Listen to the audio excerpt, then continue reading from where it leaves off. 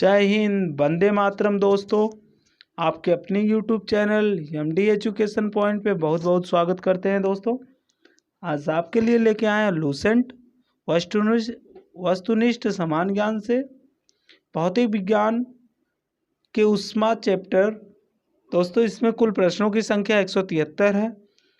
इस सभी प्रश्नों को 2 पार्ट में हमने बनाया है, तो इस पार्ट में लगभग 73 क्वेश्चन को हमने कवर कराने का प्रयास किया है। दोस्तों, ये वीडियो आपके लिए बहुत ही इम्पोर्टेंट है।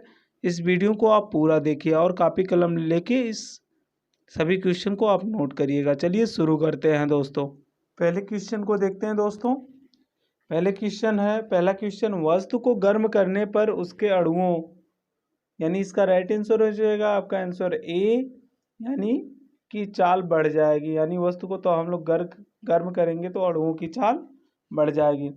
नेक्स्ट क्वेश्चन को देखते हैं। किसी वस्तु का ताप किसका सूचक है? तो इसका राइट आंसर क्या हो जाएगा? इसका राइट आंसर हो जाएगा आंसर डी, यानी उसके अणुओं की औसत गति ऊर्जा का। नेक्स्ट क्वेश्चन, वस्तु का ताप सूचित करता है कि संपर्क करने पर ऊष्मा, तो इसका राइट आंसर हो जाएगा आंसर बी, यानी अपेक्षाकृत कम ताप की वस्तु में उस वस्तु से प्रभावित होगी। नेक्स्ट क्वेश्चन, किसी वस्तु के ताप में वृद्धि का अर्थ है कि वस्तु की, इसका राइट आंसर होगा आंसर डी, यानी उसमें गति बढ़ जाएगी, यानी उसमें ऊर्जा बढ़ गई है। अगला क्वेश्चन, जब किसी वस्तु को ठंडा किया जाता है तब उसके अणुओं, यानी इसका राइट आंसर हो जाएगा आंसर बी, यानी कि चाल घट जाती है। नेक्स्ट क्वेश्चन, ऊष्मा एक प्रकार की ऊर्जा है जिसे कार्य में बदला जा सकता है। इसका प्रत्यक्ष प्रमाण सबसे पहले किसने दिया? यानी ऊष्मा एक प्रकार की ऊर्जा है जिसे कार्य में बदला जा सकता है। इसका प्रत्यक्ष प्रमाण किसने दिया? तो इसका राइट आंसर क्या हो जाएगा? तो इसका राइट आंसर आपका हो जाएगा आंसर बी, यानी रमफोर्ड ने। नेक्स्ट क्वेश्चन की तरफ चलते हैं। दोस्तों, किस वैज्ञानिक ने सर्वप्रथम बर्फ के 2 टुकड़े को आपस में घिस कर पिघला दिया? तो इसका राइट आंसर क्या है? इसका राइट आंसर हो जाएगा आंसर सी, यानी डेवी ने। अगला है, जब किसी कार्य ऊष्मा में बदलता है या ऊष्मा कार्य में बदलती है तो किए गए कार्य व उत्पन्न ऊष्मा का अनुपात एक स्थिरांक होता है जिसे ऊष्मा का यांत्रिक तुल्यांक कहते हैं। इसका मान क्या होगा? इसका राइट आंसर हो जाएगा आंसर डी, यानी उपयुक्त सभी। अगला है, निम्न में कौन सही है? तो इसका राइट आंसर हो जाएगा आंसर ए, यानी W/Q बराबर जे। नेक्स्ट क्वेश्चन को देखते हैं। जब कुछ पानी का लगातार मंथन किया जाता है तब उसका ताप बढ़ जाता है। इस क्रिया में, तो इसका राइट आंसर हो जाएगा आंसर सी, यानी यांत्रिक ऊर्जा का रूपांतरण उसमें ऊर्जा में होता है। अगला क्वेश्चन देखते हैं। वाष्प इंजन में उबलते हुए जल का वाष्प किस कारण से उच्च हो जाता है? तो इसका राइट आंसर हो जाएगा आंसर सी, यानी बॉयलर के अंदर उच्च दाब होता है। नेक्स्ट क्वेश्चन देखते हैं साथियों। नेक्स्ट क्वेश्चन है, शीतकाल में हैंडपंप का पानी गर्म हो जाता है क्योंकि? तो इसका राइट आंसर हो जाएगा आंसर बी, यानी पृथ्वी के भीतर तापमान वायुमंडल के तापमान से अधिक होता है। नेक्स्ट क्वेश्चन, निम्नलिखित में से कौन सा ऊष्मा का यूनिट है? तो कौन सा ऊष्मा का यूनिट है? तो इसका राइट आंसर हो जाएगा आंसर ए, यानी जूल। अगला क्वेश्चन, निम्नलिखित में कौन ऊष्मा का मात्रक नहीं है? तो इसका राइट आंसर हो जाएगा आंसर डी, यानी डिग्री सेल्सियस। नेक्स्ट क्वेश्चन की तरफ चलते हैं। अगला क्वेश्चन देखते हैं। ताप का एसआई मात्रक है, ताप का एसआई मात्रक क्या हो जाएगा? तो इसका राइट आंसर हो जाएगा आंसर ए, यानी केल्विन। अगला क्वेश्चन दोस्तों, 1 किलो कैलोरी ऊष्मा का मान होता है, तो इसका राइट आंसर हो जाएगा आंसर सी, यानी 4.2 × 10⁻³ जूल। अगला क्वेश्चन, जल प्रपात के अध स्थल पर जल का तापमान ऊपर के अपेक्षा अधिक होते हैं, कारण है? इसका राइट आंसर हो जाएगा आंसर सी, यानी गिर रहे जल की गतिज ऊर्जा ऊष्मा में बदल जाती है।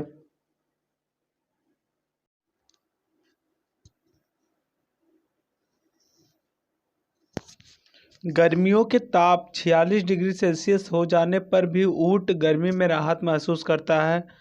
तो इसका राइट आंसर क्या होगा? इसका राइट आंसर हो जाएगा आंसर बी, अपने शरीर का ताप 42 डिग्री सेल्सियस तक बढ़ाकर। नेक्स्ट, बर्फ पर दाब बढ़ाने से उनका गलनांक, तो राइट आंसर इसका हो जाएगा आंसर ए, यानी घट जाता है। नेक्स्ट, गैस तापमानी द्रव्य तापमापियों की तुलना में ज़्यादा संवेदी होते हैं क्योंकि गैस, तो इसका राइट आंसर क्या होगा दोस्तों? तो इसका राइट आंसर हो जाएगा आंसर बी, यानी का प्रसार गुणांक अधिक होता है। नेक्स्ट देखते हैं, तापयुग्म तापमापी किस सिद्धांत पर आधारित है? तो इसका राइट आंसर क्या हो जाएगा? इसका राइट आंसर ए, यानी सेवेक के प्रभाव पर। नेक्स्ट, अत्यधिक ऊंचे तापों की माप की जाती है, तो राइट आंसर सी, यानी पूर्ण विकिरण उच्च तापमापी से। नेक्स्ट, पूर्ण विकिरण उच्च तापमापी किस सिद्धांत पर आधारित होता है? यानी पूर्ण विकिरण तापमापी किस सिद्धांत पर आधारित होता है? तो इसका राइट आंसर हो जाएगा, इसका राइट आंसर सी, यानी स्टेफन के नियम पर। नेक्स्ट देखते हैं, अगला है, दूर की वस्तुएं जैसे सूर्य आदि का ताप किस तापमापी से के द्वारा मापा जाता है? यानी दूर की वस्तुएं जैसे सूर्य आदि का ताप किस तापमापी द्वारा मापा जाता है? तो इसका राइट आंसर सी, यानी पूर्ण विकिरण उत्तापमापी द्वारा। नेक्स्ट, ठंडे देशों में पारा के स्थान पर एल्कोहल को तापमापी द्रव्य के रूप में वरीयता दी जाती है क्योंकि, तो इसका राइट आंसर होगा आंसर ए, यानी एल्कोहल का द्रव्यांक निम्नतर होता है। अगला है, विकिरण पायरोमीटर से कितना तापक्रम नापा जा सकता है? तो इसका राइट आंसर डी, यानी 800 डिग्री सेल्सियस से ऊपर। नेक्स्ट क्वेश्चन पे चलते हैं दोस्तों, थर्मोकपल यानी ताप युग्मक द्वारा बनाया जाता है, तो इसका राइट आंसर सी, यानी दो अदृश्य धातुएं। नेक्स्ट देखते हैं, सूर्य का ताप मापा जाता है, तो इसका राइट आंसर सी, यानी पायरोमीटर तापमापी द्वारा। यानी सूर्य का प्रकाश कैसे मापा जाता है? पायरोमीटर तापमापी द्वारा। देखिए क्वेश्चन नंबर 29, कथन ए, तापमापी में पारा का प्रयोग किया जाता है क्योंकि यह अपारदर्शी तथा चमकदार होते हैं, अतः अंकित ताप के पाठन में सुविधा होती है। इसका कारण क्या बताया जा रहा है? पारा कांच पर नहीं चिपकता है तथा वाष्पशील नहीं होता है, तो इसका राइट आंसर हो जाएगा आंसर ए, यानी ए आर दोनों सही है तथा आर ए का स्पष्टीकरण है। नेक्स्ट क्वेश्चन देखते हैं साथियों, सेल्सियस मापक्रम पर जल के क्वथनांक तथा हिमांक होते हैं क्रमशः, यानी सेल्सियस मापक्रम में जल का क्वथनांक और हिमांक होते हैं, तो इसका राइट आंसर हो जाएगा आंसर बी, यानी 100 डिग्री सेल्सियस। यानी दोस्तों 100 डिग्री सेल्सियस पे कोई मतलब पानी होता है जो 100 डिग्री सेल्सियस पे उबलने लगता है तथा 0 डिग्री सेल्सियस पे पानी जो होता है वो बर्फ में जम जाता है, यानी ठोस अवस्था में हो जाता है। ताप के सेल्सियस पैमाने पर परम शून्य ताप होता है, तो ताप के सेल्सियस पैमाने पर परम शून्य ताप यानी -273 डिग्री सेल्सियस होता है। नेक्स्ट, केल्विन मान से मानों का सामान्य ताप, यानी केल्विन मान से मानों का सामान्य ताप, तो इसका राइट आंसर हो जाएगा आंसर डी, यानी 310। नेक्स्ट देखते हैं साथियों, कितना तापक्रम होने पर पाठ्यांक सेल्सियस और फ़ारेनहाइट तापमापियों में एक ही होंगे? यानी कितना तापमान होने पर सेल्सियस में कोई चीज़ और फ़ारेनहाइट में एक ही होंगे? तो इसका राइट आंसर हो जाएगा आंसर ए, यानी -40 डिग्री सेल्सियस। अगले क्वेश्चन पे चलते हैं, न्यूनतम संभव ताप है, यानी न्यूनतम संभव ताप कितना है तो -273 डिग्री सेल्सियस, यानी इसी को परम शून्य ताप भी कहते हैं। नेक्स्ट देखते हैं, फ़ारेनहाइट स्केल पर किसी वस्तु का ताप 212 फ़ारेनहाइट है, सेल्सियस पैमाने पर उस वस्तु का ताप होगा, तो इसका राइट आंसर क्या होगा? इसका राइट आंसर सी यानी 100 डिग्री सेल्सियस। नेक्स्ट देखते हैं, फ़ारेनहाइट पैमाने का 0 डिग्री सेल्सियस फ़ारेनहाइट स्केल में कितनी डिग्री का के बराबर होगा? तो 0 डिग्री अगर फ़ारेनहाइट दर्शा रहा है तो वो 32 डिग्री सेल्सियस के बराबर होगा दोस्तों। नेक्स्ट देखते हैं, मानव शरीर का तापक्रम 98.6 फ़ारेनहाइट होता है, सेल्सियस स्केल पर यह कितना होगा? तो सेल्सियस स्केल पर यह कितना होगा? 37 डिग्री सेल्सियस दोस्तों। नेक्स्ट है, फ़ारेनहाइट मापक्रम का समान वायुमंडलीय दाब पर उबलते पानी का ताप होता है, यानी फ़ारेनहाइट पर समान वायुमंडलीय दाब पर उबलते पानी का तापमान होता है, तो इसका राइट आंसर हो जाएगा आंसर डी यानी 212 फ़ारेनहाइट। नेक्स्ट क्वेश्चन के देखते हैं, दिल्ली में जल का क्वथनांक 100 डिग्री सेल्सियस है, तो मसूरी में जल का तापमान क्या होगा? तो इसका राइट आंसर होगा आंसर बी यानी 100 डिग्री सेल्सियस से कम। नेक्स्ट देखते हैं, एक मनुष्य का तापक्रम 60 डिग्री सेल्सियस है, तो उसका तापक्रम फ़ारेनहाइट में क्या होगा? तो इसका राइट आंसर हो जाएगा आंसर ए यानी 140 फ़ारेनहाइट। नेक्स्ट देखते हैं दोस्तों, किसी मनुष्य के शरीर का समान तापक्रम होता है तो 98 फ़ारेनहाइट दोस्तों, वैसे 98.6 फ़ारेनहाइट होता है, लेकिन इसमें 98 फ़ारेनहाइट दिया है। तप्त जल के थैलों में जल का प्रयोग किया जाता है, तो इसका राइट आंसर सी यानी इसकी विशिष्ट ऊष्मा अधिक है। अगले क्वेश्चन को देखते हैं दोस्तों, वस्तु की चायदानियों में लकड़ी के हैंडल क्यों लगे होते हैं? यानी जो धातु के चायदानियाँ में लकड़ी का जो हैंडल लगाया जाता है जिससे चाय बनाया जाता है, तो उसका राइट आंसर हो जाएगा आंसर ए यानी लकड़ी ऊष्मा की कुचालक होती है। नेक्स्ट देखते हैं, जब गर्म पानी को मोटे कांच के गिलास के ऊपर छिड़का जाता है तो वह टूट जाता है, इसका क्या कारण है? इसका राइट आंसर हो जाएगा आंसर ए यानी अचानक ही गिलास विस्तारित हो जाता है। नेक्स्ट क्वेश्चन देखते हैं दोस्तों, पानी का घनत्व किस ताप पर अधिकतम होता है? पानी का घनत्व 4 डिग्री सेल्सियस पर सबसे अधिक माना जाता है दोस्तों, यानी 4 डिग्री सेल्सियस पर सबसे अधिक पानी का घनत्व होता है। अगले क्वेश्चन की तरफ चलते हैं, जब बर्फ को 0 डिग्री सेल्सियस से 10 डिग्री सेल्सियस तक गर्म किया जाता है तो जल के आयतन, तो इसका राइट आंसर डी हो जाएगा, यानी पहले कम होते हैं और उसके बाद बढ़ती हैं। अगला क्वेश्चन देखते हैं, यदि जल को 10 डिग्री सेल्सियस से 0 डिग्री सेल्सियस तक ठंडा किया जाए, यानी 47 नंबर में कहा गया 0 डिग्री सेल्सियस से 10 डिग्री सेल्सियस तक गर्म किया जाए तो पहले कम होता है उसका आयतन, उसके बाद बढ़ता है। और दूसरे प्रश्न में 48 में कहा गया, यदि जल को 10 डिग्री सेल्सियस से 0 डिग्री सेल्सियस तक ठंडा किया जाए, तब इसका राइट आंसर हो जाएगा जल का आयतन 4 डिग्री सेल्सियस तक तो कम होगा फिर बढ़ेगा। नेक्स्ट है, साइकिल के ट्यूब अधिकांशतः गर्मियों में क्यों फट जाते हैं? तो इसका राइट आंसर ए हो जाएगा, यानी गर्मी के कारण ट्यूब फट जाती है। नेक्स्ट क्वेश्चन देखते हैं दोस्तों, शीशे की छड़ जब भाप में रखी जाती है इसकी लंबाई बढ़ जाती है परंतु इसकी चौड़ाई, यानी इसका राइट आंसर डी हो जाएगा, यानी अव्यवस्थित होती है।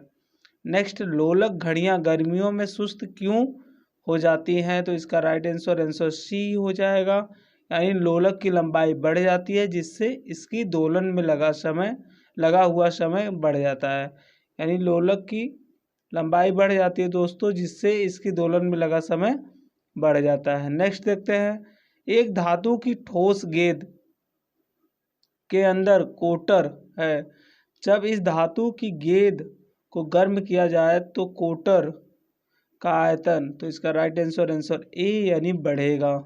अगले क्वेश्चन की तरफ चलते हैं दोस्तों।